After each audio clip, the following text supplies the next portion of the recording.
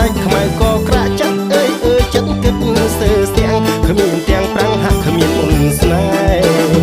អាសររំនួមមិនខំបានខ្ញុំលងខ្លៅមិនស្ដាប់ពីពុកម៉ែប្រដៅថាខ្លួនខ្មៅមិនសមថៅកែ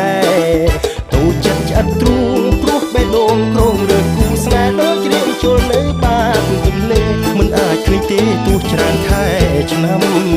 ទូចិត្តឆ្អិតទ្រូងព្រោះបេះដូងក្រងរើគូស្នេហ៍ដូចជ្រាបជុលនៅបាតទន្លេមិនអាចឃើញទេទោះច្រើនខែឆ្នាំនារីសពថ្ងៃស៊ីវិល័យទាន់សម័យនិយមលុះត្រាប់រស់ពីពោះថ្នាក់ធំទើបនាងក្រមុំគេព្រមរងចាំប្រលងដូចខ្ញុំព្រៀបបានខ្មុំរមរំញ៉ាសំគេដេចស្មាស់ស្មោះមករងកម្មដូចជ្រោះចាំកម្មផ្ដាច់សងខា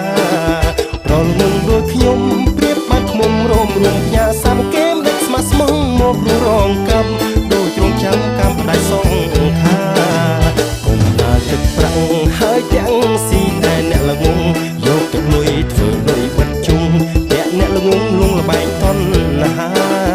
អានុជនអើយរៀនចេះហើយសម្រងសង្សារអវិជ្ជាជាមាស្នេហា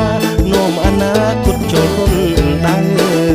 អានុជនអើយរៀនចេះហើយចាំរកសង្សារវិជ្ជាជាទ្រព្យគប់ជាស្នេហាអ្នកសាងអនាគតថ្លាត្រចង់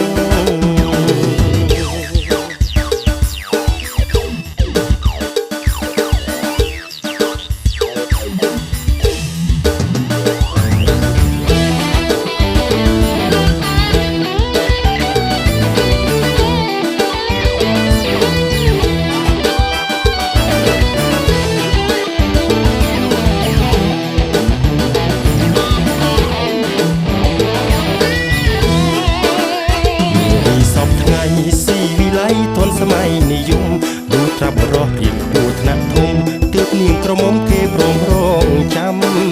ប្រលងដូចខ្ញុំព្រៀបបានខ្មុំរមរំញ៉ាសំគេដេចស្មាស់ស្មោះមករងកម្មដូចជ្រោះចាំកម្មផ្ដាច់សង